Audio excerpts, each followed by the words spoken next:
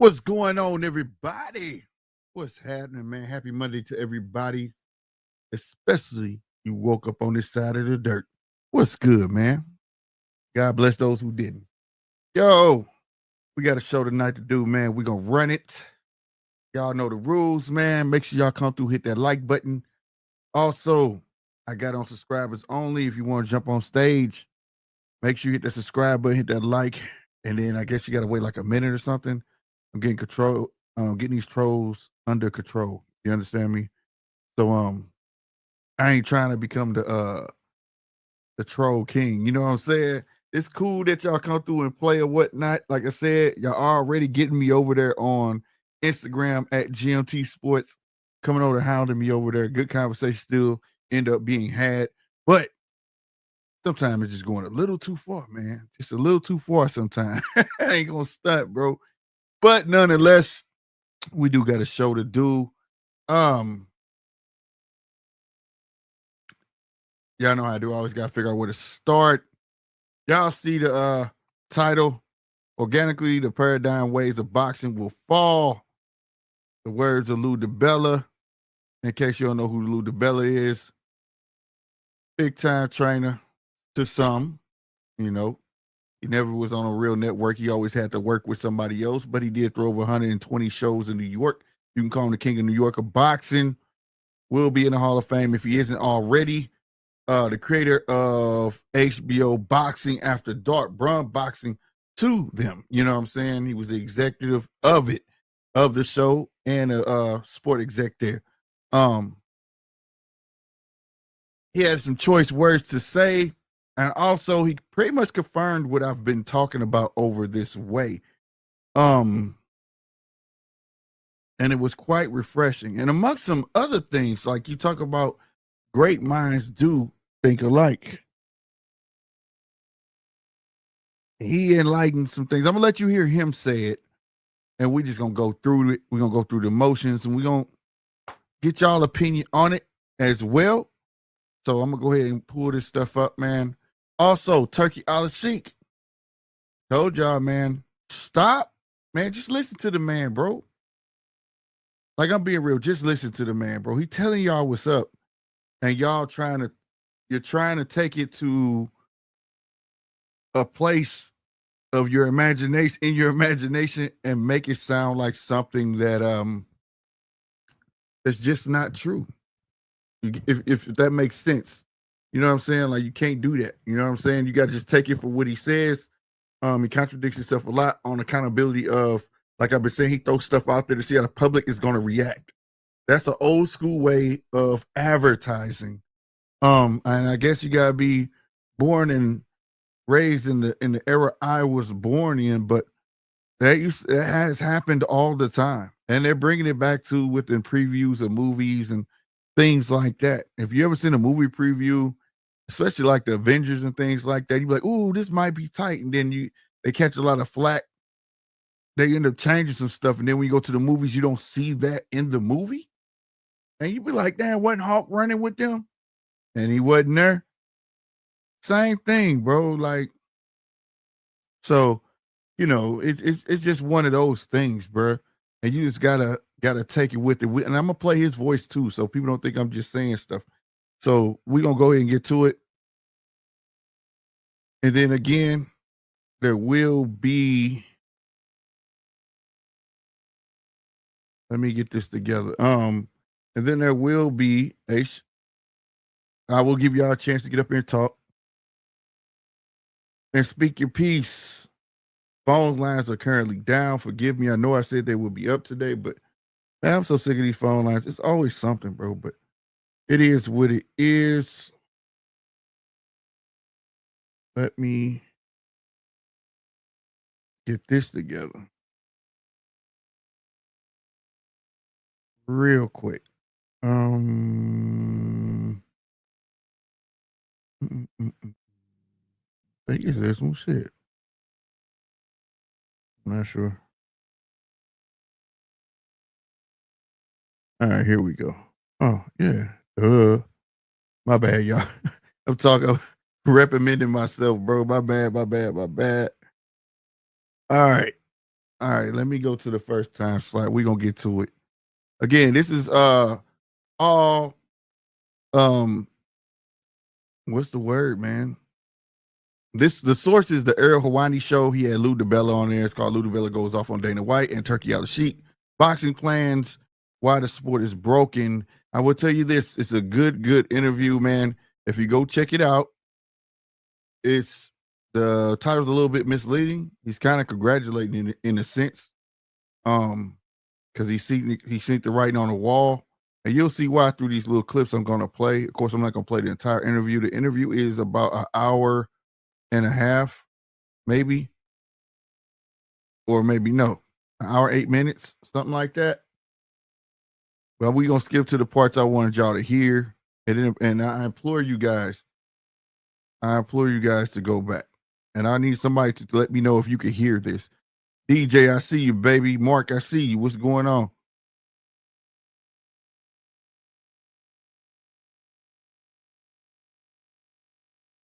Or it's so hard. We just gonna start it here. It is what it is. All right, let's run it. Let's see if y'all can hear it, and y'all let me know.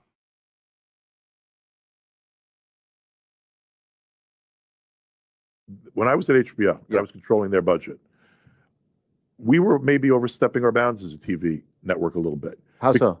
Well, not. I mean, not really overstepping our bounds, but operating differently than anyone ever had before, because the sport is lawlessness, and I used our budget to make the fights I wanted to make. There was a period of time that Aram and I didn't talk for a year. I didn't buy any of his fights because he didn't like the idea I was making matches. Well, guess what? I was paying for them. I love the fact that Turki makes the matches he wants to make. Now you hear that? This is what I was trying to tell y'all. Somewhere down the line, the promotion companies became the network's bitch. And I also was telling you that, guys, it's no different than what they were doing and Turkey is doing. When the whole thing went on with the Bivol and Better Beef, they like, nah, bro, that shit got to be over here. Bob couldn't tell them, no, these are my fighters. This is that and that. No. You just heard Lou diBella say he was the HBO exec, and Bob didn't talk to him for a year because he didn't like the fact that he was the matchmaker. He was telling Bob, either you gonna give me these fights or you won't be on HBO. If I'm lying, I'm flying. Let's hear it again.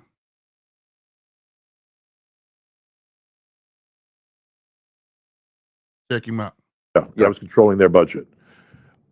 We were maybe overstepping our bounds as a TV network a little bit. How so? Well, not really overstepping our bounds, but operating differently than anyone ever had before, because the sport is lawlessness, and I used our budget to make the fights I wanted to make. There was a period of time that Aram and I didn't talk for a year. I didn't buy any of his fights because he didn't like the idea I was making matches. Well, guess what? I was paying for them. I love the fact that Turki makes the matches he wants to make. He pays insane money on the highest level, and he's made certain matches that because he wanted to see them and paid money that was completely not, in my mind, from a pure business standpoint, justifiable. But he kept boxing alive the last couple of years. But I don't believe he ever did it with an intent of leaving this system. This is another point I was making. Pay attention. Pay attention. In place. What's business 101, bro? If you want to take out some people or make change, what's the easiest way to make change? Take the powers that are, make them beholden to you, buy them in effect, and you're in a much better position to defeat them or defeat the existing system. So do you think this was always the plan? Yeah. Come in, do business with everyone. You can't make it. Here's another way that they're operating in a manner that I think is intelligent. You're going to start bringing WWE in. But see what I'm saying? Now, it's another part where, well, let's just elaborate on that for a bit, goddammit. Hey, like I said, man, this man been in the game over 20 plus years, and he's seen it coming, right?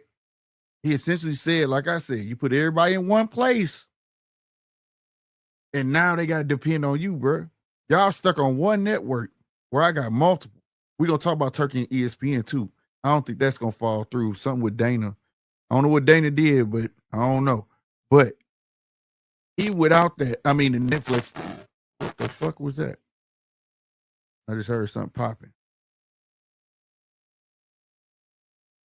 I don't know. Some weird shit. But anyway. That Dana, I shouldn't have brought Dana, threw me off.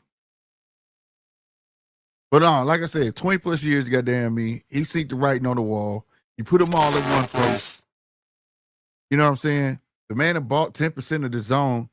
So any shows they throw on that channel, he getting a piece of it any damn ways. And he's starting his own stuff.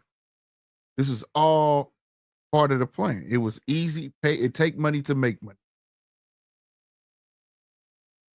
And that's all I was saying when people were saying I was hating on Turkey. You know, I wasn't. I like what I was getting. Let's be honest. He's been keeping boxing afloat. You know what I'm saying? For real. Boxing would have been around, but can we say we would have got those good matches and stuff like that? No, I can't honestly say that. So he's put boxing in a better space. I'm not mad at that. But I think Nine said it best. He had this analogy with Joker, man. But basically, shit, they didn't got desperate and ran to the wrong man. And now you have cornered yourself. And is it for the good or is it for the worse? I don't know. only time will tell that, but I knew that man had an angle. Like I said, this isn't the first time, bro. This isn't the first time. It will not be the last time. Every time a new promotion come in, right? There's always somebody else gonna come. There's somebody else smaller. They're gonna find some money and they're gonna come in and probably try to do the same thing. We saw it from the oldest I am, from Don King on up. You know what I'm saying? They all swore to God they was gonna be the savior of boxing. It's only this time you got two powerhouses coming together, and that's Turkey with TKO. That's a lot of goddamn money. TKO made billions in the last year. And then you got this man got all of God's money over here, Turki Alalshikh. I don't know. It's gonna be a hard feat.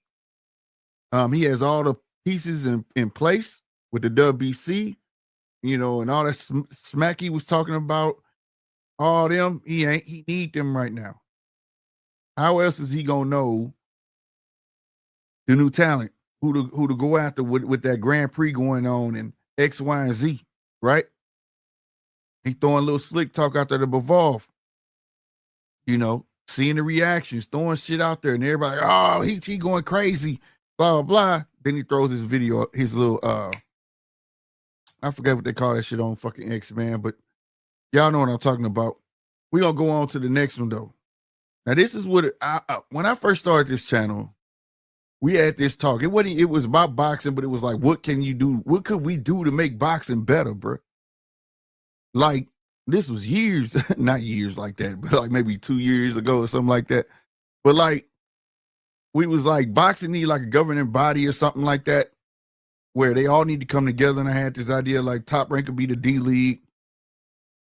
You got Golden Boy as a minor. PBC could have been like like his name, Premier Boxing Champion, right? And because that's how I see it now. I'm not gonna lie. I'm not gonna lie. Well, I mean, you know, De La Hoya in the middle, but definitely Bob is definitely like the beginner step. He can get you seen and all of that shit. You know what I'm saying? PBC is definitely like the best marketing I've ever seen for boxers. So like, and that's what we was on. Like, you know what I mean? And these governing bodies need to get rid of some of these belts. It's like 17 belts out there. They need to get rid of all of them and just have 4. You know what I'm saying? Shit, if they consolidate them into one, that would have been great for me. One in each motherfucking, you know what I'm saying? Respectively, category, weight class. I'm sorry. You know what I mean? But, you know, we kept talking about it. People said we was crazy. Come to find out, these guys had a promoter summit years ago. Now, this was years ago, talking about the same very thing we were talking about 2 years ago. I can't make this up, bro. I can't make this up. And it's almost like it's well deserved. And when I heard this, I was like, I understand why Lou DiBella said it, because they shitted on him for it. He presented. Also, if you didn't know, Lou DiBella helped write the Ali Act. You know what I'm saying? He has some interesting things to say about that, but I'm not going to put that in here. He feels like it should be revised or whatever, because Turkey going to make his own damn belt, then all promotion belt make their own belt, because essentially he had a point. We'll get to it, but I want to play this first. I don't want to sway y'all away from what I'm trying to pull up here or whatnot. And it's so hard getting this thing on point, but we're going to start here.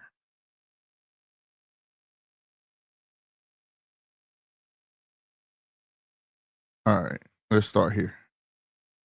This is him, I believe, talking about the summit, if I picked the right time code.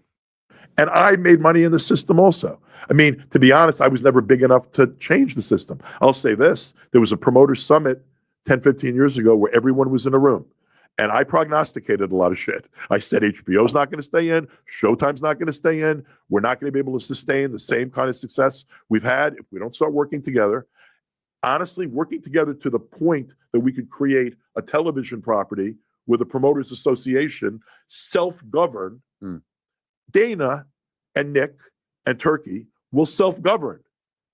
You've already seen Turkey governing. It's been a little bit, you know, of I'm governing, right? But they're going to control their own thing. Right.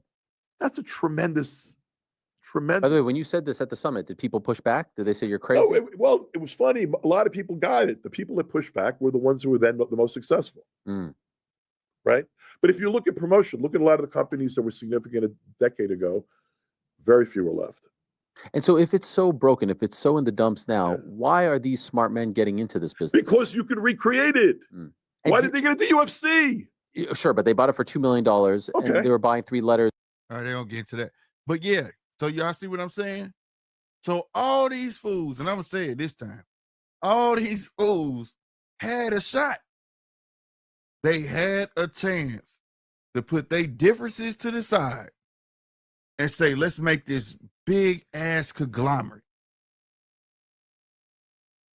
Now they had to show you the level of selfishness there is, right? Where, nope, you ain't getting none of my money, and I don't want to give you shit, right? Or whatever the case may be.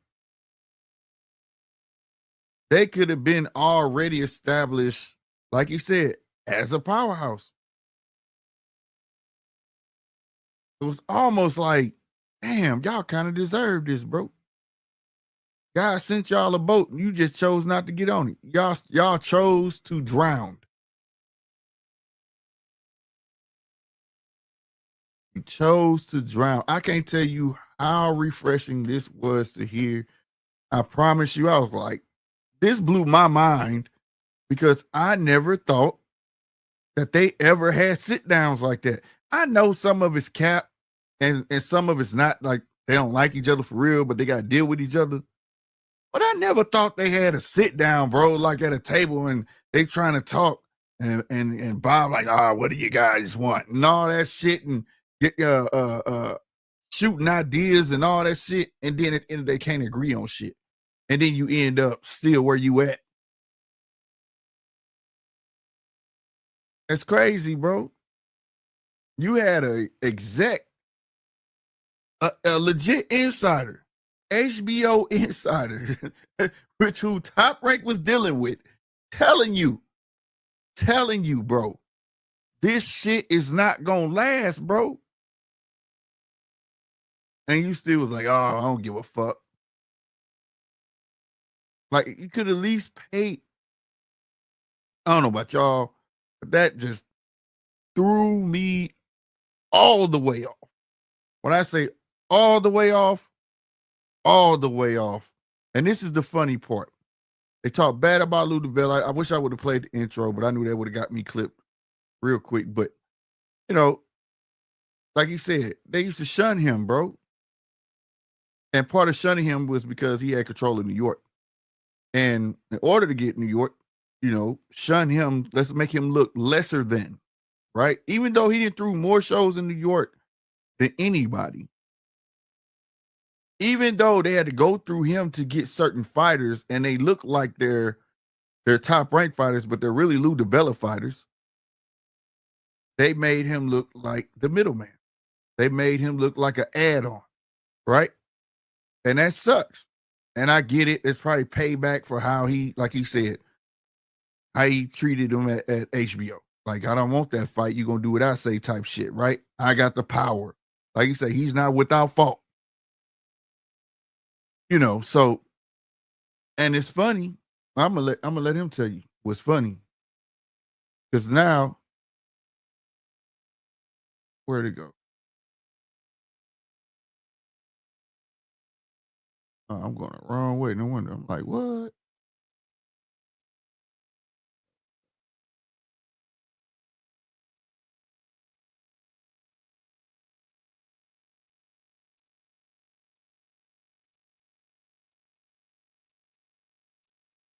Yeah, it just started right here.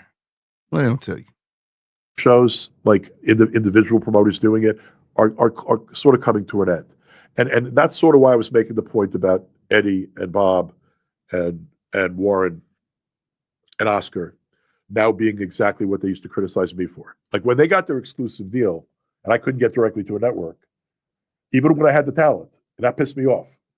I'd have to go through them, and then they would actually have the nerve to take shots that I was a middleman. Me, who was running more local shows, putting my money where my mouth was, not making money doing Broadway boxing, 144 shows in New York City, dominant promotion in New York City for 20 years, right? But they were downing me for being a middleman. Well, guess what, motherfuckers? That's what you are now. That's what you are now. And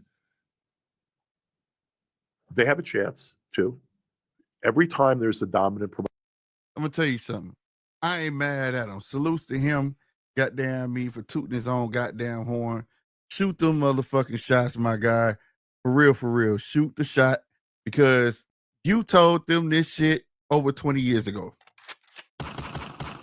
Over 20 years ago. Those shots were well deserved. For some to sit there probably to say, oh, he just jealous. Man, fuck no. Now they getting a taste of their own fucking medicine. See what I'm saying? What goes around comes around. Karma's a bitch. It may took 20 years for him to say that, but god damn it, he lived to say that shit. They put him to the side. You the middleman. You this and that. But it's mighty funny when you over 20 years you needed the middleman. But that show you how wild boxing is, like the hate that runs through it. Instead of one of them actually partnering up with Lou DiBella, they rather just use him, right? Because if you use him, you can still make him look bad, even though you get his fighters. But you get what I'm saying? It's something talented about this man where fighters are gravitating towards him. Why not hire him? Why not hire him, but partner? They don't want to do that because now one promotion wants to share all the glory. But now look at them. They all got to share the glory. They all on one damn fucking network. Casual fans are going to start watching DAZN, and they're going to learn the name of the boxers, but they're not going to remember the promotion because it's so cluttered now. It's not like when PBC had they set of channels, Top Rank had they set of channels. You know, it's kind of like, you know, where you had WCW was on TNT, and you had the WWE now on USA, and you could differentiate. Now it's all like basically one. And then Turkey is making them blend together already where it's more real murky. So, I mean, like, you kind of played yourself. What's happening now was forced by somebody that y'all wouldn't work with because you following the dollar. You sack chasing, and then now y'all got bottled up, put over here in a sense like you do a fighter. He got y'all on the shelf when he wants you, when he want to pay you. You understand me? In a sense, made you look bad because the type of shows that he throw, people are actually enjoying. Then you watch a regular Top Rank or you watch a regular card, it's like, because we didn't got used to these top tier cards. Right? Not for me though. I'm gonna be real with you. I'm gonna watch it anyway. But you know, I know how some people feel. They the casuals like, this ain't this. It was a setup. And now this motherfucker got y'all on a time limit. Now he did. I went and heard, that's what it's called, X Spaces. X Spaces. I'm about to figure it out because that's probably where I'm going to run the phone lines through. I don't know. But anyway, he was on X Spaces and he had like this 12-minute long or 15-minute long spiel about everything that's going on, the fights he won from Devin and them, I believe, October and everything going on. But the part that got me in the beginning, no. I'm not disrespecting the sanctioning bodies. We're not doing away with the sanctioning bodies. We're not doing away with the promoters, blah, blah, blah, blah, blah, blah, blah. And then he contradicted himself. And I'm going to go straight to the part where he contradicted himself. Because at the end of the day, this is when I say pay attention, man. You let somebody talk long enough, they generally going to hang themselves. You know what I'm saying? They going to hang themselves. And this is a fact. This is a fact, bro. And this is not a case of what you say, how you say it, dialect, none of that shit. This is some shit you can take your time to speak. You don't need no fancy ass fucking words. And he showed didn't use them. You understand me? He put the shit out there and told every fucking body. this is what the fuck it's gonna be, bro. You don't like it? Oh well. He ain't say all that though. But might as well had. And the people that don't like it, I'm telling you, oh well. Because people spreading these rumors around talking about, oh, this is nope. The man been having a plan and he moving it along. And if y'all ain't been paying attention, he just shook up the whole boxing world in 2 fucking years. Threw a shitload of fights on, masquerading, showing that he got the power where he could put concerts on and fucking boxing, try and get people used to the entertainment aspect of it, giving away fucking cars, not no bullshit cars neither. He did it here in America, over there, all sorts of shit, bro.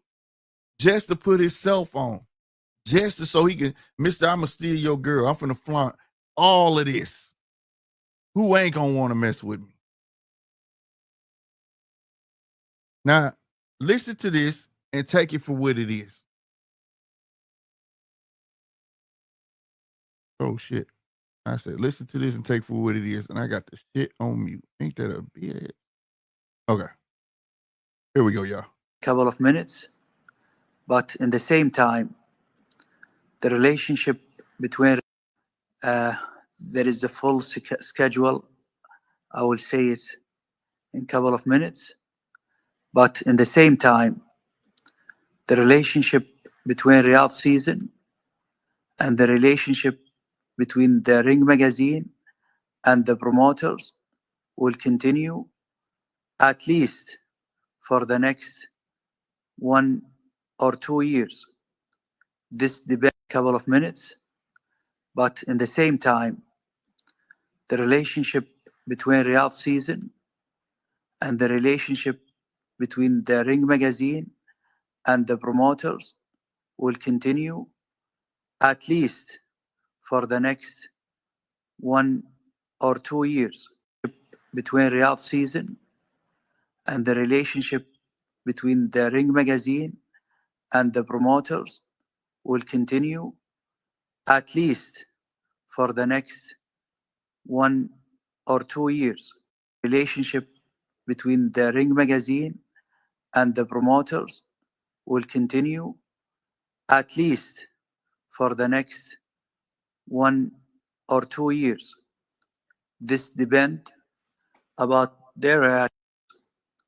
This depends about their reaction and about what is the options they will give us.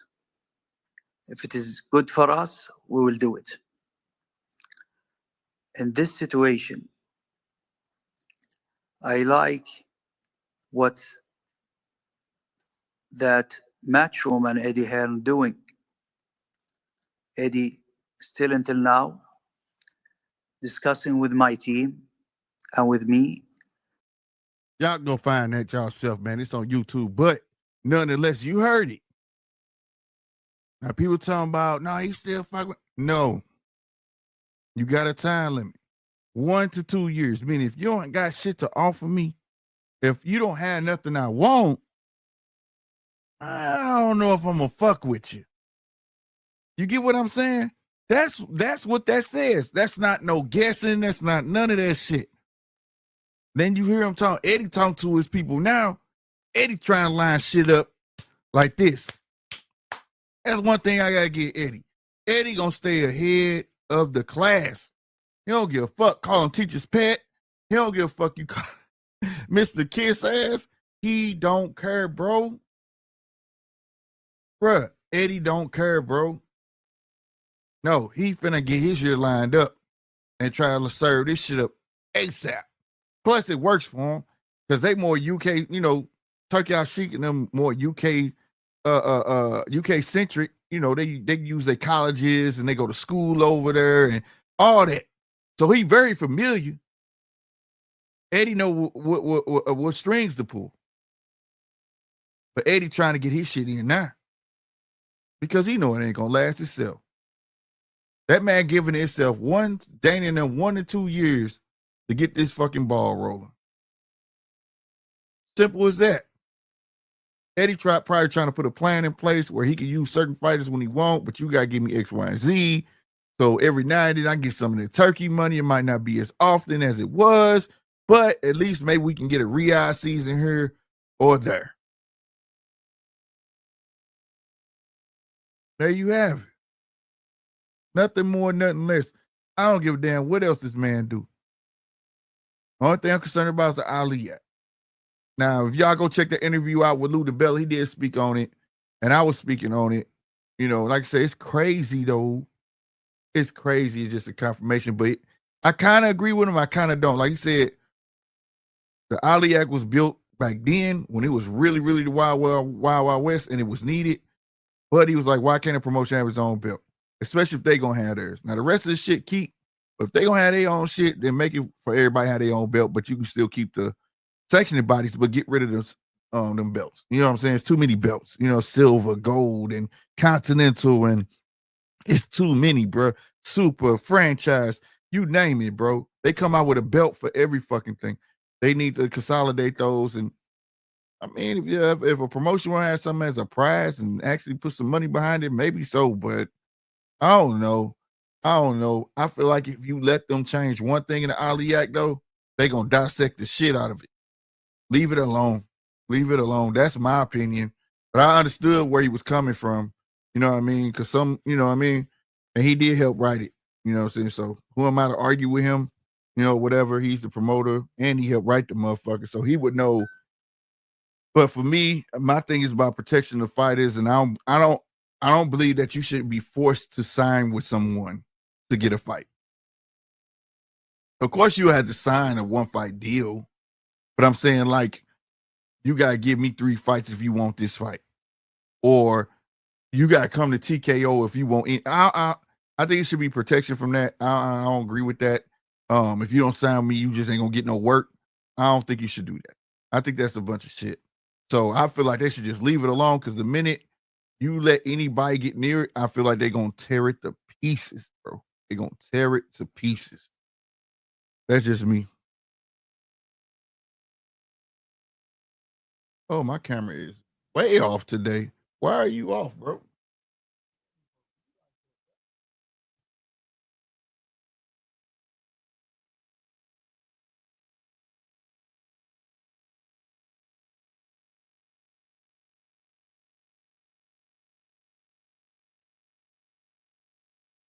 All right. I'm for showing all my business, the whole setup and everything. God damn.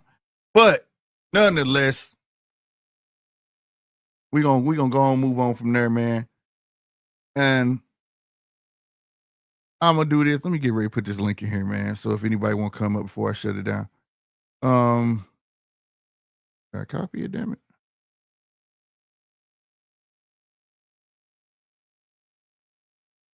And again, if you want to comment, you want to come on the show, make sure that you hit the subscribe button so you can do so, man.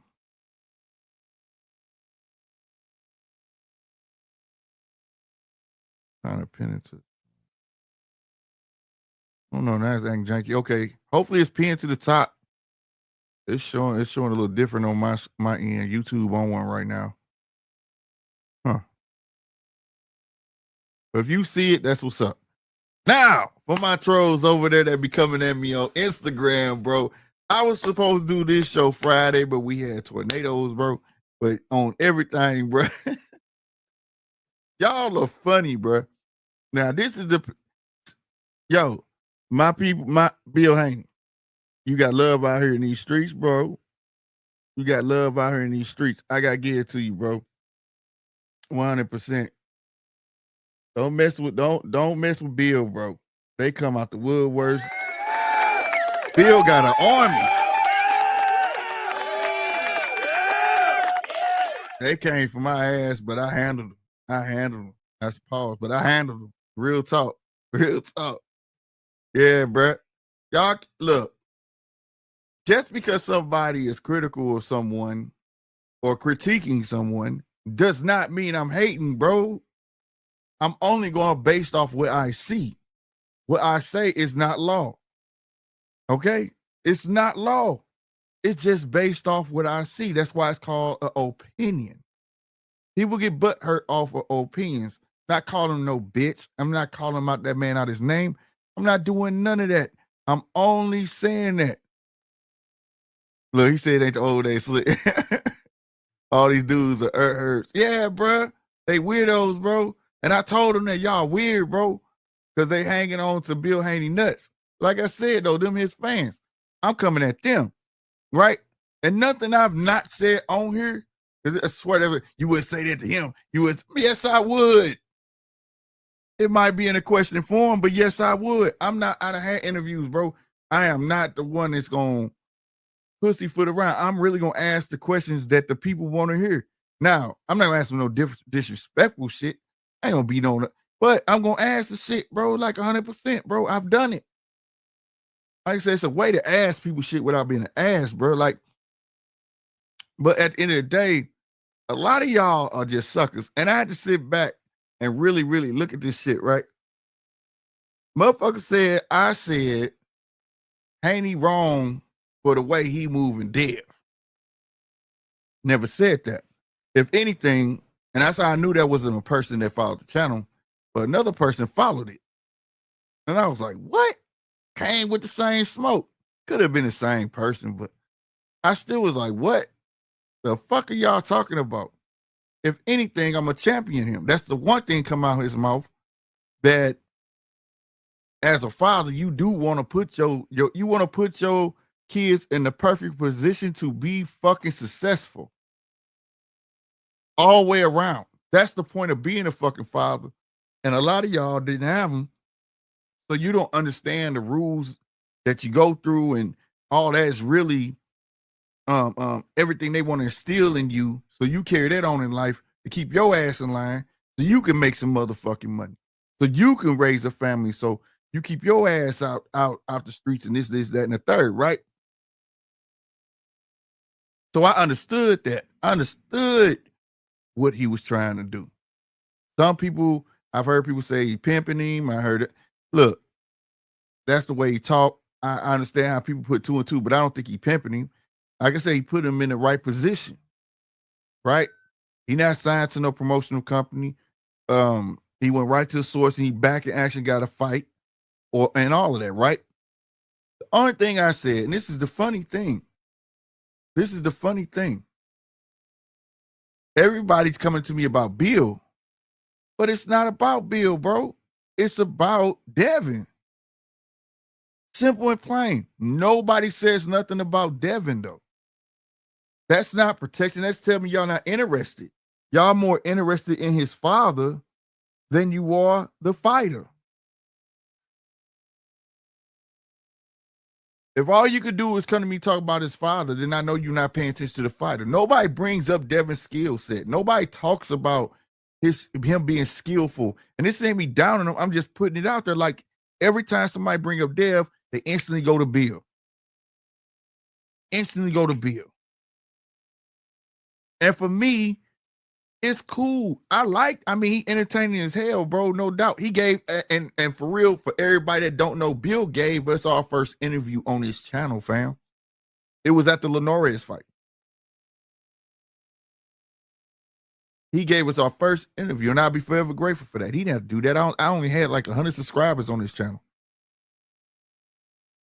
So when Bill say he do fuck with everybody, he fuck with everybody. He ain't capping on that. But I want to ask that question then. If y'all really concerned about Dev, how come y'all not talking about his skills or what do you think he gonna do to X, Y, and Z or any of that? Why y'all hovering over Bill Haney nuts? So all I'm saying now, that's your choice. I mean, that's cool. That's no hate. I'm just, if you trying to make it about a fighter, then make it about a fighter. For me, I want to hear Dev talk a little more. That's me. Hell, not a little. I want to hear him talk a lot more. I feel like people try to place the persona of Bill on Devin. And that's not him. See, that would be a question I would ask Bill. Do you feel like your persona has bled over on your son and the way you act, they feel like Devin should act like that? Right? I feel like the same thing about the Charlos. They act big and bad, but I felt like their persona got bigger. I felt like their persona outweighed their skills. And that's why people start hating on them, because they talk real brash and they get in the ring and you be like, huh? Like, you know what I'm saying? I think, and I also feel like for Shakur, I think his attitude when he said, I'm the baddest motherfucker, and I feel like this is in the third, people take that to heart. So then when they see him in the ring, they try to equate what they see in the ring to what's coming out of his mouth. I go further back. Mayweather was the same way. Mayweather got booed. But I think people just want to hear Devin more. That's not no hate. That's not none of that. But that's a grown man. That man gonna speak when he want to speak. But don't ever say that I'm coming after Dev by way of Bill. Like, that shit don't make fucking sense, bro. Make it make sense for me. You know what I'm saying? Because it don't make fucking sense. Bill has been everywhere. Bill's shit. Bill face could be next to the YouTube symbol he on here so much. Showing love to every channel and everything. To the point where Devin fans are, I feel like they're mainly Bill Haney fans, bro. Because no Devin fan talks about his skills or any of that. All they say is a guy beat him on PEDs. They don't talk about what he good at, the jab. They don't talk about shit, footwork, none of that, or anything that he could do better. Or I don't hear nobody talking about, all the Devin fans talking about how good he gonna do against Ramirez. I don't hear none of that shit. All I hear is Devin fans talking about Bill. Now, if I'm crazy, fuck it. But I know what I hear. And that's all I hear, especially people who came at me in the chat. Nobody, when I asked them, if you, only thing you can bring up is his father, then you saying Devin ain't got no skill, because you can't bring up no other talking points, bro. None, bro. And that's just a fact. So if that's how you gonna think, so be it, but you'll be on your own. Excuse me, y'all.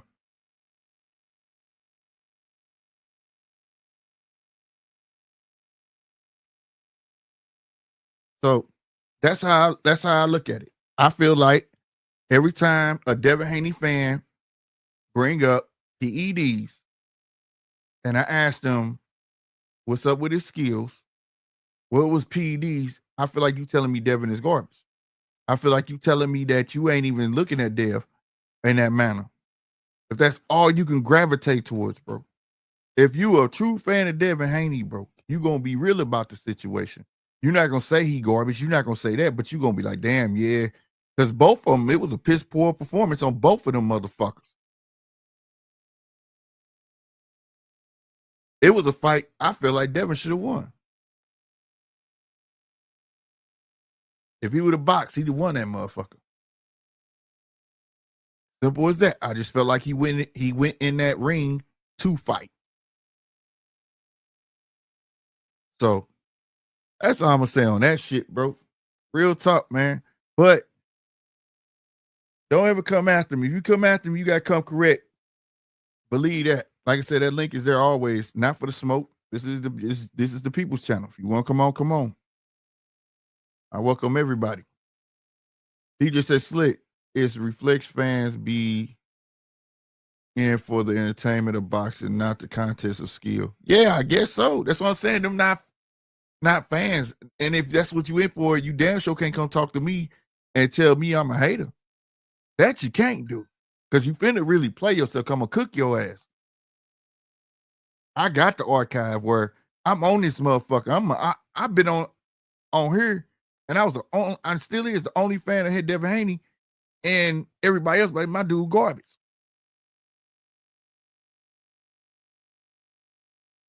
I was the only one on here rooting for him going over to Australia and doing it 2 times. I cracked jokes. I was playing what's my boy Pusha T? You signed to a nigga to sign to another nigga. Yeah, he took a fucked up deal. But I was also here like, what if he do it though? That's a hell of a fucking story to be able to tell your kids, bro. Went on that man's soil and took the belts and then did it again. Stepped on them again. Everybody was like, nah, he pillow fisted, bro. They ain't getting that shit off that motherfucker. Blase, blase, blase, blase. Granted, I do feel like he'll, I ain't gonna say pillow fit. I just don't think I don't know. I got to see him at 147. I'm mad that he at 144. That shit not making no sense to me. I don't understand that. But I want to see him at 147, seeing if that's where he belongs, and maybe he was draining himself. I don't know. I'm not in the business to make excuses for boxers, but maybe, right? I don't know. You know what I mean? But I do know there's plenty of boxers out here that ain't got knockout streaks like that. You know what I mean? But they damn good fucking boxers. Susa Shakur Stevenson, man, for putting this list out, man. This was a dope ass list. I ain't gonna lie. He put this out on, I think it was Instagram. I heard him took a screenshot because you know how them little cats be deleting shit. You know what I mean? But he did put Loma has 12 knockouts in 21 fights. Bivol has 12 knockouts in 24 fights. Usyk got 14 knockouts in 23 fights. Devin Haney has 15 knockouts in 32 fights. Shakur has 11 knockouts in 23 fights. But I never heard anyone say that Loma, Bivol, Usyk has no power. That's a fact.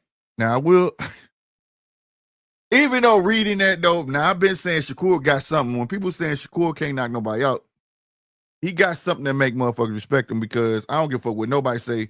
That De Los Santos fight, bro. Why the fuck De Los Santos didn't run up on him? Y'all, it take two motherfuckers to tango. De Los Santos didn't try to cut that ring off, and he definitely wasn't running up on his ass. And he was getting killed with one hand the entire time. So that was dope, but I didn't even think all of that list. I always brought up Sweet Pea. You know what I'm saying? One of the coldest boxers I've ever seen. Best head movement. I swore Tevin Foreman was like the second coming of that man. You know what I'm saying? But like, no, he wasn't knocking everybody out. He got like 17 knockouts. Somebody can look it up for me. I think Sweet Pea Whitaker got like 17 knockouts throughout his whole career. And the guy is a legend. So this is why I be saying, like, a boxer can pull some shit off, bro. You sharpen up your other tools, almost like if a blind person, if when you blind, you can hear shit through walls and shit. You got to sharpen your other tools, bro. If you can't hear, you damn sure gonna learn sign language, or you gonna read lips like a motherfucker. You gotta, what you can't do, you gotta sharpen other tools up to survive. Simple and plain, bro. Simple and plain. And that's what these guys do, bro. So, I mean, you know, I'm not saying that to say that Dale got power, man. That still remains to be seen. But, you know, I will say that I always felt like Devin was a big kid. I called it back when he was 19. I was like, that kid is fucking big. Look at his shoulder width. You know, him and Shakur. You know what I mean? I was like, those some big kids, bro. I don't know. They're going to be there too long. And Devin just going and going and going. You know what I'm saying? So, who knows? Who knows? I just can't wait to see him in action, to see what skills that he brushed up on, and his attitude. You know what I mean? I like the attitude at the press conference. Now, for as the villain shit, I'm not feeling that, bro. Like, for what? What do you have to prove? Like, they gonna hate you, just embrace the hate and smile. You know what I'm saying? Because I just feel like he doesn't come off as that type of guy. That's what I'll say. He doesn't come off as that type of guy. If he came out like that, even if he did have a stutter or whatever the case may be, just a mean motherfucker, then yeah, but I don't see that. Salutes to Miss Two. I mean, ooh, my bad, messed your name up. Too Rich. What's going on, my guy? Hey, what's going on, man? What's going on, man? I was just listening to the convo, man, and I just want to touch in on that power thing, man. Yeah. I think I said before when I was on here, you know, I'm the guy that if you got a knockout artist and an elite boxer, not just any boxer, but we know who the elite boxers are, I always pick the boxer. You know, Right. I'm with you on and yeah, the thing is with the power that I think people missing why you got all these guys that have less knockouts, but they're champions. They're beating these guys. The only difference, it's not about power. The difference between a boxer and a puncher is that the puncher or the knockout artist, he's going to put his weight behind his punch, meaning that's going to come with him probably leaning over his front foot because he's putting all his weight into the punch to knock you out. What a Right. boxer does is punch and retract. Punch Right. and retract. So they're Right. never just fully committing to the punch. That don't mean they don't got pop. They're just not committing. And we saw with Tank and Roach, we saw Roach hurt Tank I believe at least 3 times, wobble Tank a little bit. But Tank couldn't slip. 789. Yeah. 789. Yeah, and Tank couldn't slip Roach's right hand because Roach would punch and retract. It was nothing to slip. He never leaned over his front foot. He never like made himself vulnerable. So that's why the boxer is actually more than we didn't think Roach would be the one to be able to do that. But I you know, on my channel, I predicted Roach would go 12 rounds. Cause I said Tank is not going to outbox a boxer. Tank throws an average of 28 punches a round. If he gets in there with a boxer, the boxer is going to outthrow him and outland him, but Tank may land at a higher percentage, but it's going to always make the fight look close. It's going to always make the fight look close because Tank is not going to outbox anybody. He's going to look to land that power. But if you can avoid the power, you're going to be in the fight. That's a no-brainer to me. Any boxer that is going to be in the fight because they just simply have more tools. They know how to punch or retract. Go ahead. My theory on boxers is a puncher prepares for a knockout. A boxer prepares for 12 rounds. Exactly. If he gets you hurt, he'll jump on you. But if I ain't got it, if I don't see it, then I'm not gonna chance it. That's just how a boxer's algorithm work. But don't go in there like boxers don't go in there teaching to knock you out. They go in there to have a clean fucking fight and win on points. That's their MO, bro. Hit and not get hit always. You know what I'm saying? Yeah. So if I see you on stanky legs, I'm gonna jump on your ass. But you can guarantee bet like exactly what you said. Go look at like majority of Bud when he wobbled somebody. Right when he punched him, as he punched him, he already taken a step back. Yeah. Because he never was really trying to hurt you like that. You get what I'm saying? Mm-hmm. It just he caught you with a perfect one. You get what I mean? Oh yeah. You can look at plenty of boxers that do that. That was some of the most beautiful shit that in a long time I saw out of Lamont. And I like Tank. But Lamont figured Tank out. If I stand right here in the fire, he can't fuck with me. Because he don't know how to take that half step back. He don't know how to lean back and see what's going on. He didn't know none of that. That's why he was catching his ass. Slipping punches, dog, shoulder rolling that shit and giving him that right pow. Eat that. You know what I mean? He figured it out. But see, that's what a boxer does. They analyze.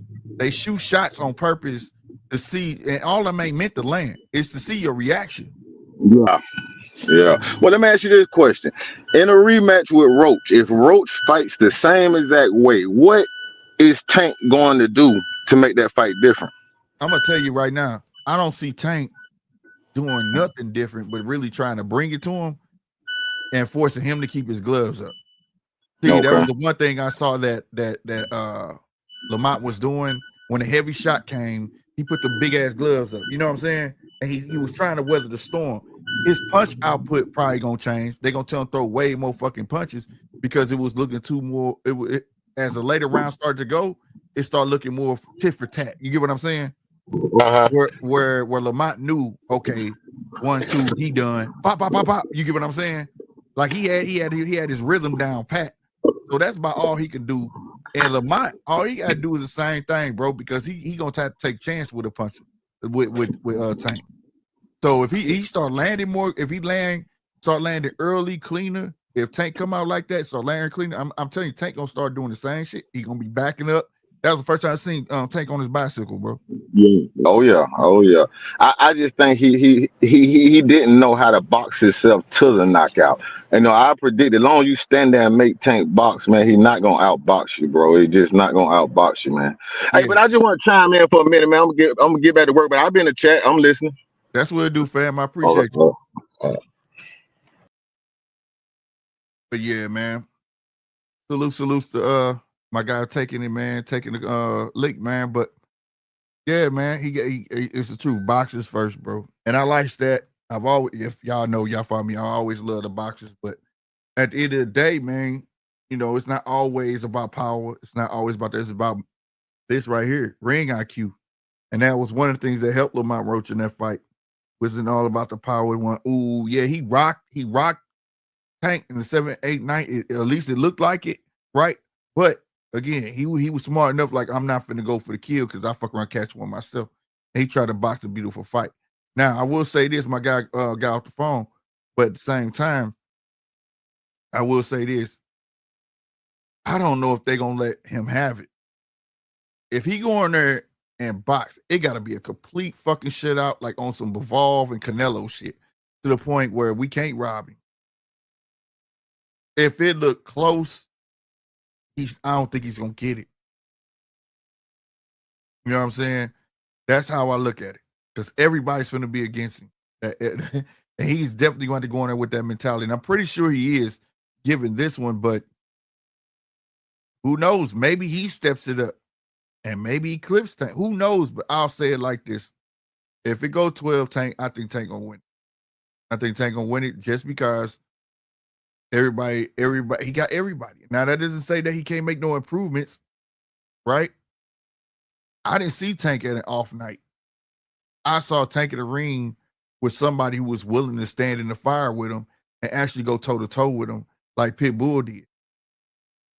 Right? Now, maybe Lamont don't have the tenacity of a pit bull to constantly push him back, you know, and be rough with him, but he definitely got the heart to stand there with him. And we did see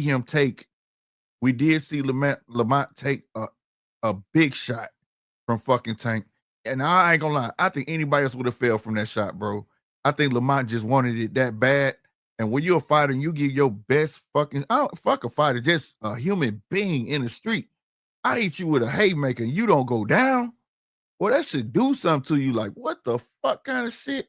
You know what I'm saying? Like, yeah, bro. Like, you know, so we'll see, man. We'll see. I know they say the rematch is set for what, June? I know it was reported, but they've been wrong before. I gotta wait till I see some facts on that. You know, some true facts. I know y'all saying Mike Compinger reported on ESPN, but they've been wrong before. So, you know, that's the closest thing, though. We do got to a fact. So June, I'm praying, I want it to happen because I feel like Tank need to finish his unfinished business before you go any other route. But and I stand on, it's always the unlikely ones that give y'all favorite, will give your favorite, not y'all, but your favorite fighter a run for his money. It's always like that. It's always the one they look over that come through and steal the show. You know what I mean? Hence a Pit Bull, Lamont Roach, Spinks with Ali. I mean, it's been plenty of them. And them be the guys. It's never the ones that you really expect. Right? Never the ones. When it's like that, it's like the Bivol. It better be if you like, shit, they both, the performances we got out of them, it should have been like that because they were the two top of their division. Right? It was never, oh, this is that. I know people had better be they're gonna win, but that was just a pick, right? Nobody picked Lamont. I heard a couple people, you know, but not like people was on Tank because they felt like Lamont didn't have a chance. But those be the guys where sometimes, bro, they just come through and you be like, who the fuck is this kid? And then a new star is born, right? So, well, now, will they go on and keep winning after that? Don't know. But it has happened all the way through fucking history, bro. All the way through freaking history, man. So, that's why I be saying, man, pay attention to your undercards and all of that shit. Because that's like I saw Pitbull on the rise. I just didn't believe. I know I had said it that Wednesday. Man, I forgot who had called out on that fight. Damn. But I was like, why they choose Pitbull? Everybody that was in here was like, who the fuck is Pitbull? I was like, he been knocking people out on Tank's undercards. Why not fucking pick him? Right? And I loved it because they was the same height. And I know Pitbull don't give a fuck. You know what I'm saying? I thought that was dope. And that was the night I became a Tank fan because it showed me that Tank can box. You pressure him enough, he'll start boxing instead of just trying to knock you out. So I thought that was dope. And then after that, we start seeing Tank on the back foot, so on and so forth, you know, tricking people into punches, you know what I'm saying? Setting them up. Right? So that's why I like him. You know what I'm saying? With one hand, right. Exactly. What he heard in the 6th, I think it was the 6th or 7th round. That's what I'm saying, bro. I gotta give him that. I had to give him his props. I'm like, this motherfucker Tank got a tool chest. He ain't got no tool bag. This is a bad little dude. Because I like knockouts, but I can't rate fighters, knockout artists just off of that, right?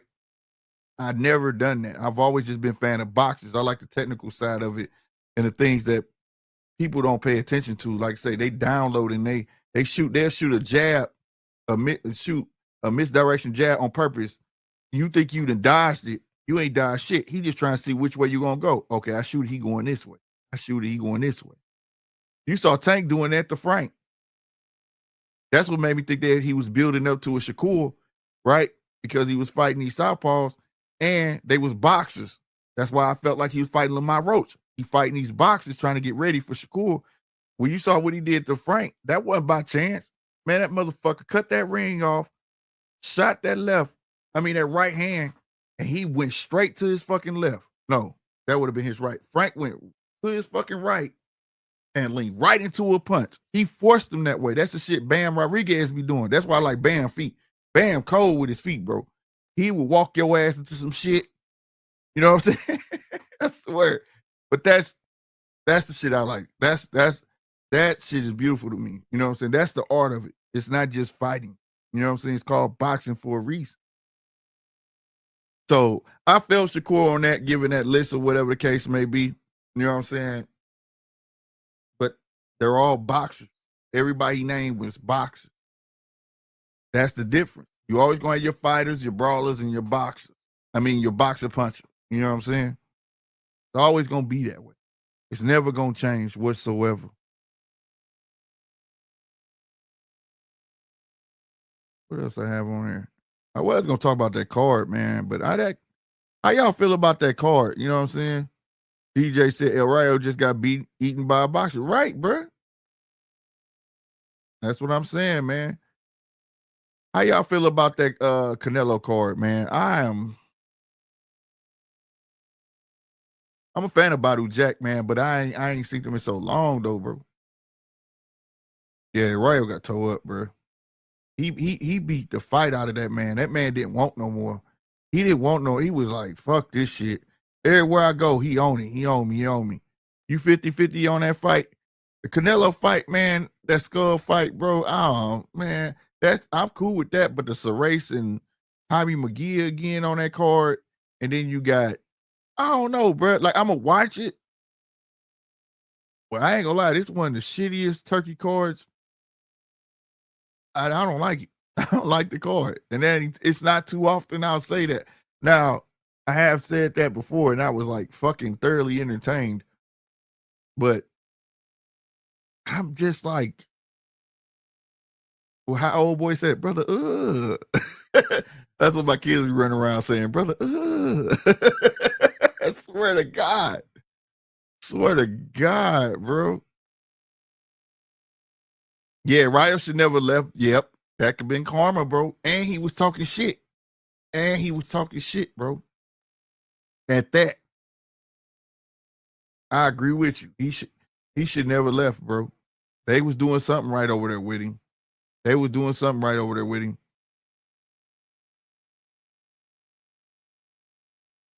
You know, but hey, it ain't coming. I mean, shit. It ain't adding up, but it is what it is, bro. I'm gonna get deeper in that card, but I don't know, bro. I don't know. I'm just not into that card at all.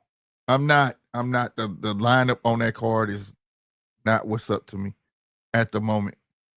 Maybe as time go on, closer we get to the fight, maybe I get more in. Maybe you know how these Turkey cards fuck around, be a switch up. Have they said anything about the undercards to the fight in New York in Times Square? I mean, we know T.O., Ryan, and them fighting in Rolly and blase, but Is it just gonna be those 3 fights, or is there any other fights on that card? Have they announced that one, or they only announced the Canelo fight? Might have to Google it.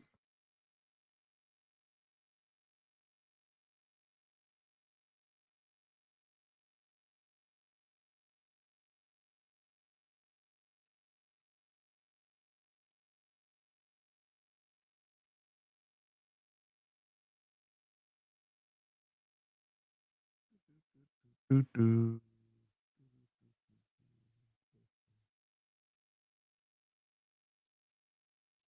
There we go. Let's see. All right. And I hate Mark Bacoli got knocked out because that took the steam off the FA Jobber fight. If y'all remember last month, I had announced that Mark Bacoli fight. He kind of let the cat out the bag, you know. And now it took some steam off of that fight, you know. And I ain't gonna lie, I hope FA do good. I had high hopes for FA Jobber, but they've been trying to make him box, and he's a fighter, bro. That's just not who he is. And I would hate for him to get in his ring and get slept by Martin Bacoli, but Martin Bacoli getting knocked out kind of took some steam off of him a bit. You know what I'm saying? Even though it was last minute, but you know. And then you got Badu Jack fighting some cat named Ryan Rosdick. I gotta look him up. I may have seen them fight before. I don't know. You got Marco Verde. I don't know who Paulie is. I know who Marco Verde is. I don't know who Brian Leon is and Aaron Guerrero. See what I'm saying? Like, I don't know, bro. I don't know. Bruno Ceres don't even look right on his card, bro. Like, why is you cheesing like that, bro? He got the Superman curl in the front. Man, I don't know, bro. I don't know. But I definitely want to know who on the undercard of this Devin and them fight. That's what I want to know. No lie. That's what I want to know. He does say he heard nothing else. DJ says, so Canelo defends his belt against Skull to throw them away on TKO against Bud. No, they still gonna announce the belts. That's why I said he working with everybody for at least 1 to 2 more years, bro. And in that time, he'll figure it out if he can't get rid of the sanctioning bodies or not. If he still got to fuck with the sanctioning bodies, still got to fuck with the sanctioning bodies. You feel me? But at the end of the day, you know, that fight on TKO will include belts. It will include belts. G Walls, what's happening? He said, yo, what's up, Slick? Ryan Rosdick might get a knockout. Jack ain't no slouch, though. See, I might have seen Ryan Rosdick. I might not recognize his face. I gotta go look. Who did he fight last, G Walls? That's why that was the one I'm like, I don't know. I might have seen him before, but I'm not sure. But I like Badu Jack, man. Badu Jack a beast. I like Badu Jack, bro. He just don't fight often enough, bro. He don't fight often enough, bro. Really don't. But yeah, I got definitely look him up. Because he looked to me to quit against Parker. I don't know, that top of the head shot, that shit could knock your whole equilibrium off. Who knows? He may want to get it over with and just take that big check home because he knew he had this fight. Hopefully he lose a lot of that weight. You know what I mean? Come back down to 280 instead of 300. You know what I mean? Because that played a part too. You know what I mean? He came in the biggest he's ever been. So he got to be professional. And I ain't saying that he wasn't professional on that night. Well, I can't say that because you're supposed to stay ready. You know what I mean? That way you ain't got to get ready. You got to be disciplined. So hopefully you're teaching to be disciplined. You never know when somebody will call you for a fight. You know what I mean? Oh, okay, G Walls. I'm going to go look it up. It was a BS event in Canada. The stream was bad quality. It's probably on YouTube. I'm still going to look it up, bro.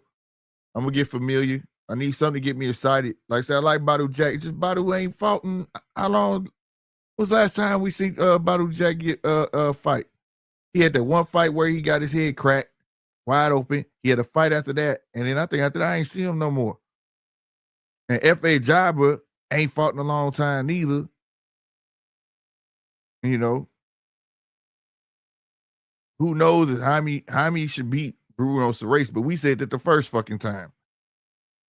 Who knows? But this card right here, without Canelo on here, everybody else on this card would just be on a top rank event, like on TV, bro. Like, you know what I'm saying? I ain't trying to be funny. That's just what it looks like. Except for Mark McCauley, but a lot of people don't know who Mark McCauley is. That's why I'm saying that. You know what I'm saying? That's why I'm saying that. And it gotta hurt, because at least they could have had Jaime McGee versus Edgar Berlanga, but Berlanga wanted to get out his damn contract. That would have, now I ain't gonna lie. Now, if that fight was on here, I'm like, oh shit. The two losers been a fight. I ain't gonna lie, I would have been excited for that. But I'm trying to get excited about this. If he still got me, I don't know what you said right there. He gonna win. If he missing a step, Ryan gonna clip him. Okay. If he still got it. Oh, you said if he still got it, is that what you're saying? Because I know what you were saying right there. If he still got it, he gonna win. If he missing a step, Ryan gonna clip him. Hey, that's what a layoff would do to you, goddamn me. That's why I'm worried about Bud taking all these months off, talking about jumping in the ring that heavy. Real talk. But I hope Badu still got it, though. Like I said, I was a big fan of fucking Badu Jack, bro. Big fan. But yeah, we'll probably deep dive in this Wednesday. Amongst other news that's going on and whatnot, it's a bunch of stuff going on. Eddie running around talking shit. Halfway talking about he gonna retire. Then he talking about he good. That man don't know what the fuck he want to do. But other than that, man, I don't have nothing else. If anybody want to jump on the panel, if you got something you want to speak about, please do so. Other than that, your boy finna get up out of here. Yes, sir. Also, salute to my rewatch gang. I really, really appreciate y'all. I appreciate everybody with that subscribe button. First and foremost, hit that like button at the same time. But yeah, man, we got fights. Hold on. Y'all know I gotta tell y'all. Hold on, before I get out of here. Like I said, hit that link if you want to come up. Oh, DJ say I'm on way up. All right, bet. We are not going nowhere. DJ coming up. But in the meantime, I'm looking for my fight calendar. Where's my fight calendar? Boom, boom, boom, boom. Here we go. Man, I fucking fight calendar. I don't know who moved it. All right. Oh yeah, we gonna talk about Fundora. I forgot that fight this weekend. Goddamn me. Coming to the stage, none other my boy from down under. TJ. What's going on, my guy?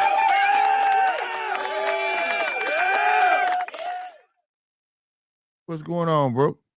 How are you, Slick? So I've just been digesting a few of the things that you've been talking about, and I won't keep you long if you're on the way out. Okay. But I feel like I've known you. This is both, this is a bit of a challenge statement to you. All right. And I think I know you. I've known you long enough that I can feel comfortable saying this. Yeah. You might sound spoiled with some of the comments that you're making around some of these other cards. I'm just saying, right? Because we had this conversation a few months ago and going, oh, look, everyone's getting these awesome deep cards. We're getting the best fight and the best. And then when you don't get that, I'm not interested. I'll go watch football that weekend or baseball. You know, I'm just pointing that out, right? We're not going to be able to sustain forever every single card just being a cracker. Right. No, that's a fact. That's a fact. And I kind of hinted at it too, that he threw all these fights out there. Then when Top Rank throw cards or in somebody else, it ain't gonna be like, you know what I mean? Because it ain't gonna be the same big fights. But you're right, man. It just, I don't know, man. Like Sarace and McGee, like I don't want to see it again right now. On that fight just doesn't fit on that card. If it was like by itself on Top Rank, I would watch it. You know what I'm saying? But it just doesn't feel like it's a a high caliber card. But I get what you're saying. I get what you're saying though. And then I'm talking shit, DJ. I'm gonna end up watching it. I'm gonna end up buying it. I'm gonna end up watching it. You know what happens to me? I say no right up until Friday. I've said no all week. The 2 weeks leading up, nah, not paying for it. I'm not watching it. And then when I know all you boys are doing the live on it, I go, oh, fuck, I don't want to miss out. I don't want to miss out on the party. So I say the same shit, and I'll be like, fuck it. You getting this? Like, yeah, I got it. I got it. I paid for it. So it's gonna be another $25 fight. So I'm not gonna be too mad about it. You know what I mean? See, over here it's a little bit different because for us Aussies over here, depending on obviously personally how you've set up your subscriptions and whatnot, it can be a right muck around to temporarily subscribe to some of these other broadcasters just to get the 1 fight per year or the 2 fights per year. So that does deter you a little bit, like the muck around with the PBC on Amazon and those sorts of things.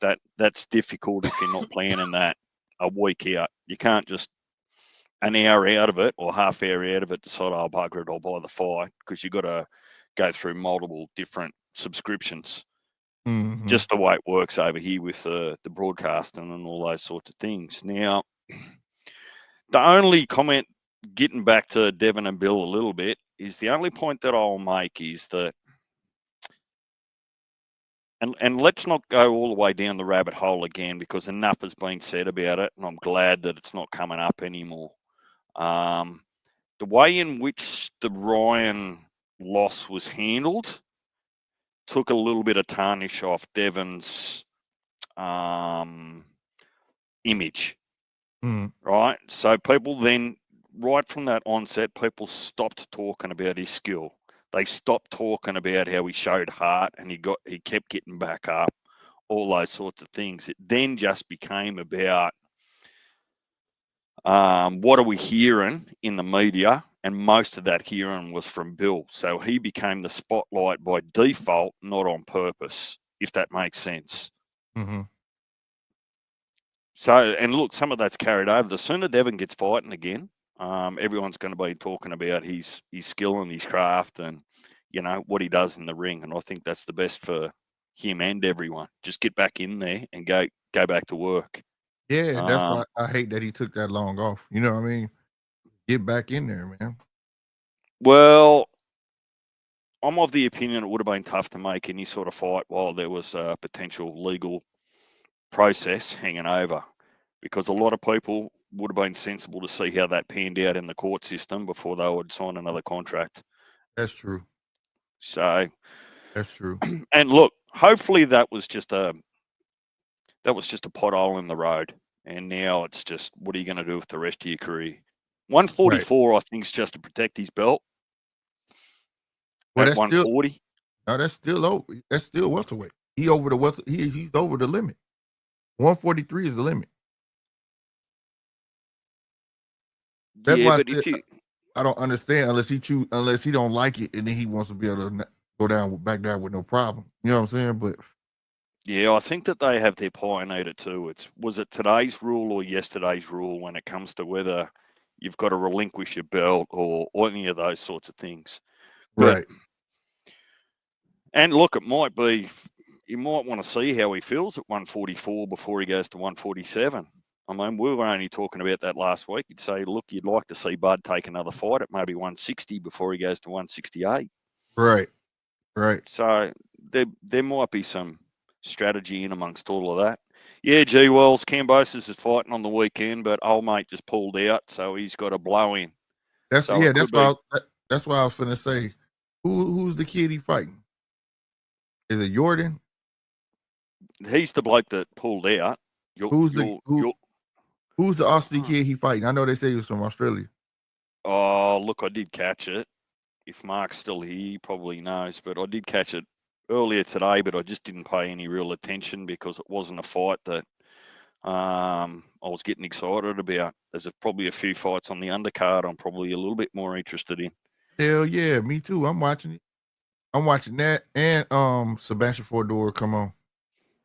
Well, we all want to see how Fondora comes back. I don't know. don't know really what to expect from his opponent. But see, don't get me started. Like that's the biggest dodge of him not actually fighting, like being challenged properly for his belt. So and the way he good talking on- too, he talking. They didn't got it. He brainwashed now. He saying, I don't need them. I don't need Bud. I don't need Earl. I don't need. You know what I'm saying? Like, okay, But sensibility says is you probably don't, in your own mind, you might not want or need Errol, but you shouldn't be saying that publicly because he's part of the same stable at PBC. So right. you know, if Uncle Al taps you on the shoulder and says, "Hey, we're going to make this fight, whether you like it or not," guess what? You're going to be in that fight. You gonna be in that motherfucking fight. Yeah. You got that right. Ain't no ifs and buts about it, buddy. That's a fact, man. That is a fact. But yeah, the Fundora card, it's only 3 fights too. You got Elijah Garcia go fight, Jose Ramos on there fighting. I'll watch that. Yeah, it's all 154. Yeah, Well, but I the one assume it's all 154 because that's where they've all come from. right. Well, it's Still no Lubin. Ramos is junior middleweight, and then Elijah Garcia is a middleweight. So, well, but Goucher's 154. yeah, Goucher's 154, and he's fighting Elijah Garcia. Jose Ramos is fighting Guido Emmanuel Stram. I think I'm saying that right. It's a 10-round of junior middleweight. And there's a third card. I'm pretty sure. Yeah, on the zone. Isn't Abdullah Montgomery and Mason Hill fighting on a undercard somewhere next weekend? God damn, you ain't lying. I just went down. It's all shit coming on. Another fight on the zone coming on. San Bernardino, California. Pro Box got their card coming on. Damn, this motherfucking 22nd is packed.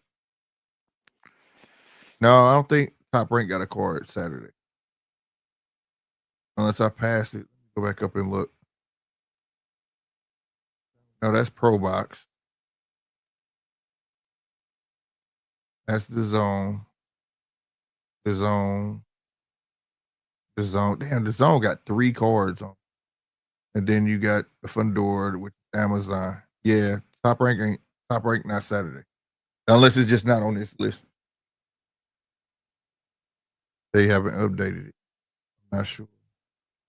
And it's very much possible because they still got Jordan as the opponent for Cambosa. No, it was Michaela Mayer and oh no, that's the following weekend.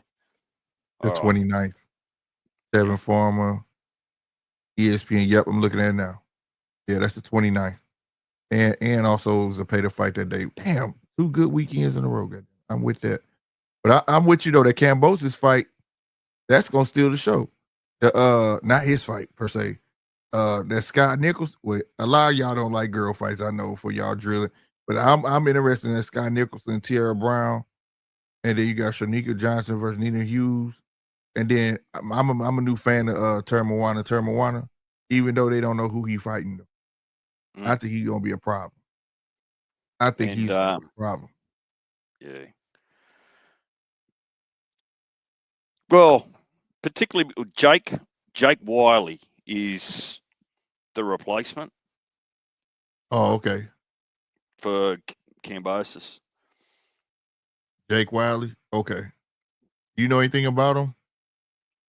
No, but that doesn't mean a lot. He could have been really busy, or he could be just exactly that, a late. They had to grab someone from somewhere. And, Jake Wiley to save the card.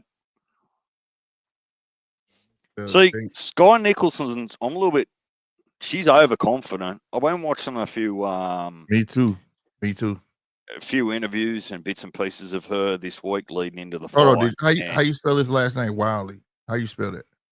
WYLLIE. A little bit like Wile E. Coyote. Yeah, there we go.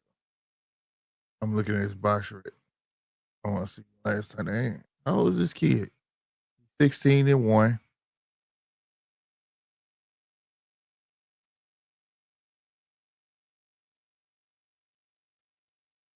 Joe Taylor. I don't know who that is, but he fought. He been fighting. He been active. Oh, no, this is somebody he done fought before. Oh no, hold on. I'm tripping. They already got fights lined up for this kid. Damn. They got him lined up to fight George Kambosos. After George Kambosos, he fights someone named Joe Taylor.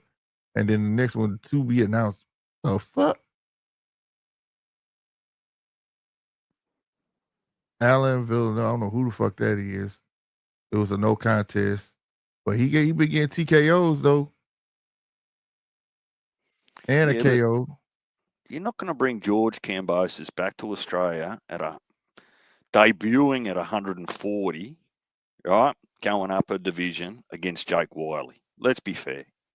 But look, old mate pulled out, so that's what happens in boxing.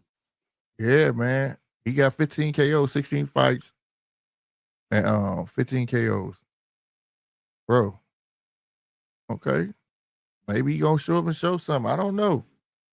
Yeah, well, that'll be the thing. Like, I don't know who'd be more embarrassed, George or Eddie, if this late ringing comes in and puts George on his ass. For real. I'm glad I looked him up. I don't know none of these people he fought though, but some of them a bit suspect though. I ain't gonna lie. Dude was 5-1, 7-4. Dude was 2-0. Here we go, guy was 23-1, 13-6. So I don't know. There'll be some YouTube highlights on him somewhere slick before the weekend gets here. Yep. I'm sure gonna look it up. I already got it on my notepad on my computer. I'm gonna save it. I definitely got to see how you fighting stuff. But that's crazy. Kambosos better look out. Beat them ones. I was just saying, beat them ones you doubt. Fuck around here and knock that man out. Tiara Brown's been doing a lot of smack talk too. Yeah, they've been doing it for a minute though. That's why I was like, what? Say that name again? Because they've been on X. Been going back and forth. Tierra started it though. Or whatever. And they just constantly go back and forth. So when you said that, I'm like, what? Oh man, that's dope. They finna really fight. I think that's gonna be dope. I think it's gonna translate to a good fight. And getting back to the Canelo fight, let's face it, his last few opponents have been a little bit underwhelming. So this has been no different. Look, it's not all Canelo's fault. Like, no one's really been knocking on his door to force him to fight him at 168. Have they? Yeah. Nah. Ain't nobody there. I mean, for real, ain't nobody that, well, if it ain't about knocking on his door, shit, he do get the pick, but I mean, shit, like I say, he's at the end of his career though. I don't expect much. I'm still shocked that a deal got done for him to fight fucking Bud. I'm still shocked he took that. Well, it's never too late to get a huge bag, is it? No, it ain't. I don't know what the numbers are. There's still a lot of speculation over those numbers, but until you get to see the contract, you never really know unless it goes public, right? Right. Yeah, I think it was RC saying that you can look it up officially, right, on the state commissioning or whatever it is. You can look it up officially because they use that number as to what they pay tax to the state government over there for. So you're saying you can look it up if you're that keen, but I would suggest that maybe not every single dollar and cent might be represented in that number that you look up. Right. Who knows? Right. Who knows what additional, what will we call it? Additional sponsorship they might be getting in the background. Yeah. Facts. Yeah. Ain't no telling if he say buy Instant K video game, he just made 500,000. That ain't gonna be it. That's a whole separate deal. From a timing perspective, because Canelo's not going to be around forever, you would think that someone was starting to poke their head up a little bit and say, hey, look, I'm the next person that post Canelo on the next one at 168. Because it'll be about now that you'd actually start to be making your name and your run, wouldn't it? Mm-hmm. Yep. I would. But ain't shit happening there. Ain't Well, shit tell me happening there. If it was, we would be getting bud, I'll tell you that. Tell me the conspiracy theory and just isn't convinced that should Canelo retire after this next run of 3 or 4 fights or whatever he's contracted for, that one Jamal Charlo pops up at 168. That'd be wild as fuck. That'd be crazy. It'd be nice if you I ain't gonna stunt, man. Just go on, man, make it exciting. Shit. Come back out and goddamn mean shit. Choose your poison. You got Bud at 168 and who fight the winner. Do something. Don't wait till everybody gone and come back out. There's still good work at 160. Yep. I don't think you want to. Who are you thinking about? My boy, Janabek. I don't think you want that work, bro. I don't think you want that. He might end up being one of the most avoided. That's why I was just to say he has to be. He has to be the most avoided, bro. I promise you, he has. They see it. They see the fight, 100%. There you go, Dana. Go poach Janabek over onto your TKO. Let me tell you, there's plenty of people that'll watch him fight across there. You ain't lying. What's going on, AC? What's going on, man? What's going on? G'day, AC. What's going on, DJ? Nothing. Basically, I just chimed in real quick to say this. I think 168-pound division does have some rising stars and stuff like that. I mean, most notable, everybody talks about. He just had a nice victory. Diego Pacheco. Right. You know what I'm saying? So you still got none of them will probably be get the promotional machine behind them that generates another Canelo at that weight class, unless it's somebody that's gonna come from a lighter weight class and build up that momentum, and then probably try to land their plane in that division and things like that. As it is right now, you look at who's behind Diego Pacheco. They're not going to make a Canelo run with Diego Pacheco. No. I mean, as good as a fighter as he's looking right now, it's just not going to happen. When you look at any other fighter at 168 pounds, it's not going to happen. None of you guys bring that it factor, that just presence. Right. You feel what I'm saying? Is there anybody at 160 that could go up there and do it? Well, if Hamza would have showed up and showed out against Adames, he might have been a guy, because he would have had all the UK behind him, and being that he's one of Turk's people, it could have happened for him. Yeah, it could have. At 54, is there anybody? I mean, you're going to have somebody super duper manufactured. If anybody, would be a super duper manufactured Virgil Ortiz. Yeah. And I don't see him jumping to no 168. Yeah, but as ugly as that sounds, it's still like, Virgil, But, being that short, compact, he gonna be too big, bro. Yeah, exactly. So at the end of the day, man, it's just like, when Canelo goes, as far as a Latin fighter getting to be at that status, maybe a small guy like Bam Rodriguez, you know what I'm saying? But I'm looking at someone who, in my opinion, if the guy does go up,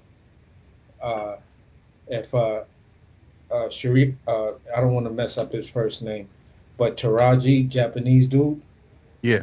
He just fought. If he's talking about going up to 115, looking at these two guys jump off on paper, looks like he'll be the guy that's that banana peel for Bam Rodriguez, because Bam's, a lot of his opponents are in these weird weird ass triangle theory type things. You got beat by this nobody, and then someone else came good that was good, beat him, and then you beat the guy that beat the nobody. Right. That Right. beat you. You feel what I'm saying? Right. Right. So Bam has at least, 4 different opponents that are like that on his resume. Mm-hmm. You know what I'm saying? So shit. I mean, I'll tell you one person that go 168 I would like to see that need to probably go up there. I know what he's trying to do, but nigga, weight's been an issue. Janabek can go to 160. Yeah, Janabek could go up there, but will he be that Canelo personality at 168? Nah, but he could be that Triple G if he get to go up there get to dropping motherfuckers. Yeah, Like- I mean that'd probably be the best he could get out of his career is the hype of a Triple G, but everybody at 168, like the promoters that got 168-pound fighters, they're gonna feel like hit when Canelo goes. Yeah. They gonna be looking for it though, because I'm telling you, like DJ said, I feel like Janabek gotta be the most avoided motherfucker. Goddamn it, they can get him a fight to save his fucking life. Don't nobody want it. And I want him to get some good fights, bro. That's one guy they trying to stall out. And that's the problem with me sometimes with these when fighters are looking at the stall out tactic. It's like, okay, what are you actually at that weight class? What is it that you really want to do? If you want to become undisputed, Adames just came off a fight, robbery, but he looked impressive. Why not make the Adames fight? Why not go after the other belt? If you're just looking to just stay unified, and none of the guys that are in either one of your rankings are trying to see you, then you know what, move up. If the other champs don't want to see you and the guys in your own ranking body don't want to see you, move up, because there's plenty of smoke up there that those guys will welcome a Janabek. Right. Right. I think his power gonna carry up too, bro. He just built like that. And he'll carry the weight well, you know what I'm saying? Yeah. He'll carry the weight well. So instead of him fainting on the damn scale and shit. Yeah, and that's my issue with sometimes when, it's like, oh, I'm not getting fights. All right, a year went by, a year and a half went by. When do you wake up, read the room, smell the coffee, smell the bacon? You feel what I'm saying? Turn the cake, whatever it is, however you want to call it, and just say, you know what, I ain't getting fights at this weight class. Let me just move up. Pull up Paul Williams. Take your ass on up. Yeah. Fight. Yeah, go up there and immediately challenge. People will say what they want to say, but you got a Mbili, you got a just to get your name as a buzz in that weight class. You got Munguia and you got Berlanga. Mm-hmm. Those are three names right there that them guys will take that fight against Janabek because they know how important the Janabek win would be on their resume. Right, and if he knocked all 3 of them out, oh yeah, bro, it definitely had a buzz, bro. And all you got to do, and really after that, let me really think about it.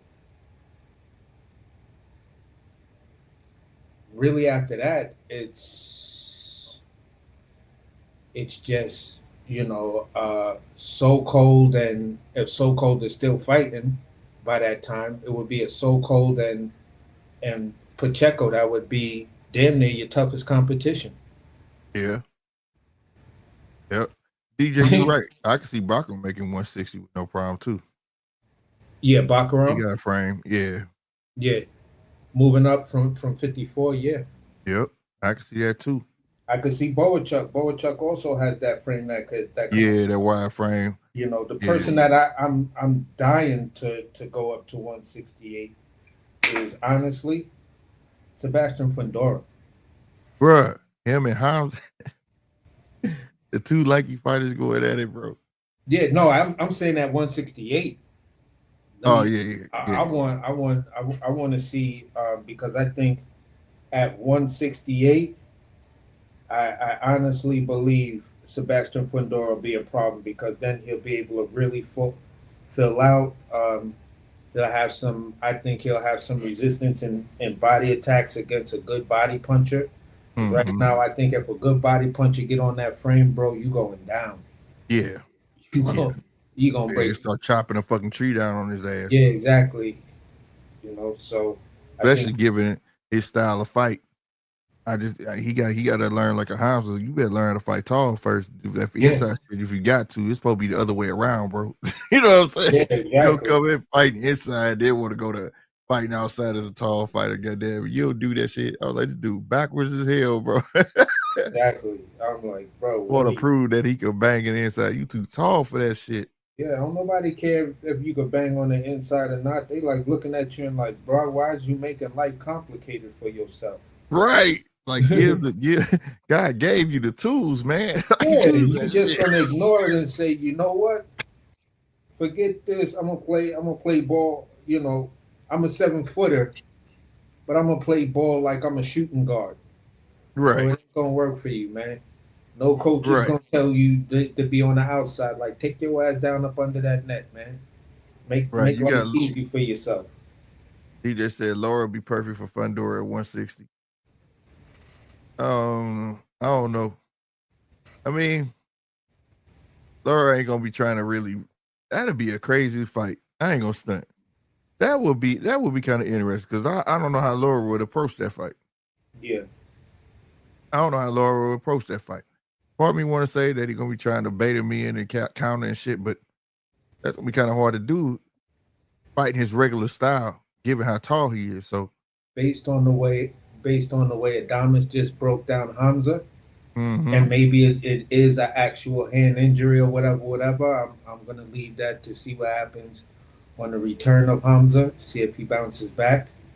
But that game plan you used against Hamza, hurt hand or not, that game plan right there will get Sebastian Fundora up out of there. Mm-hmm. I think that game plan right there stops Sebastian Fundora like 9th, 10th round. Yeah, that shit was karma, bro. You should never skip Janabek, bro. Uh-huh. You never dodged him, bro. When they still got ate up. Yeah. You should And took you the fight heard that me. was a hand.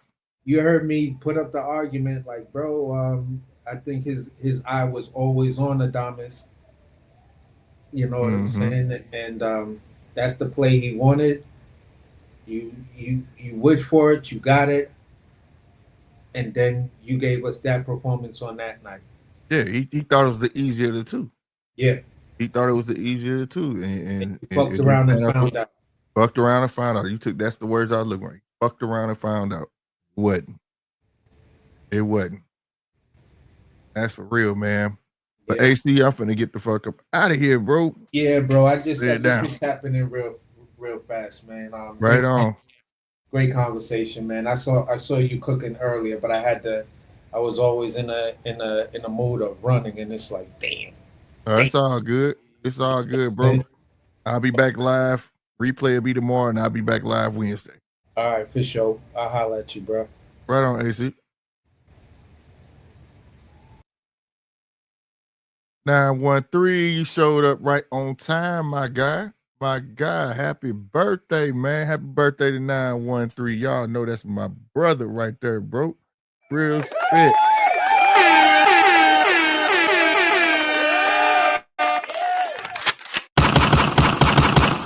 Happy birthday, bro. Happy birthday, man. Come on, happy birthday. Do I got it on here, bro?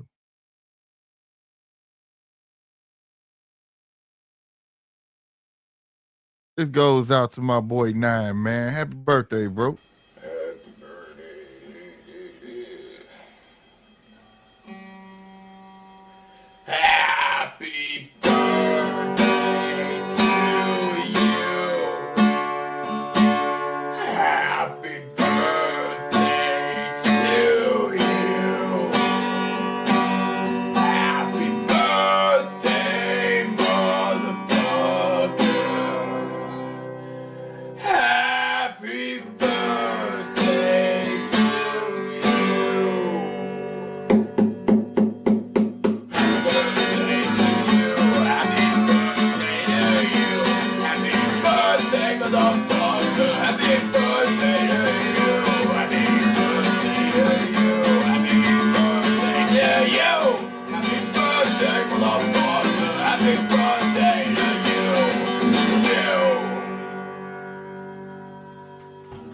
fucking birthday. Weird ass nigga. Yes, sir. Happy birthday, man. Yeah, man. Finna get up out of here, y'all. I was waiting on your ass to come up here, bro. Well, happy birthday, man. And salute to everybody. Make sure you hit that like button, subscribe, all that good stuff, man. Salute to everybody over there on X. Make sure y'all hit that little heart button and make sure you retweet all that great stuff. We'll be back live Wednesday. Replay will be in the morning of this show. Salute to all my rewatchers. I'm your boy Slick 50, man. All right, I'm finna get up out of here. Y'all be easy. Deuces.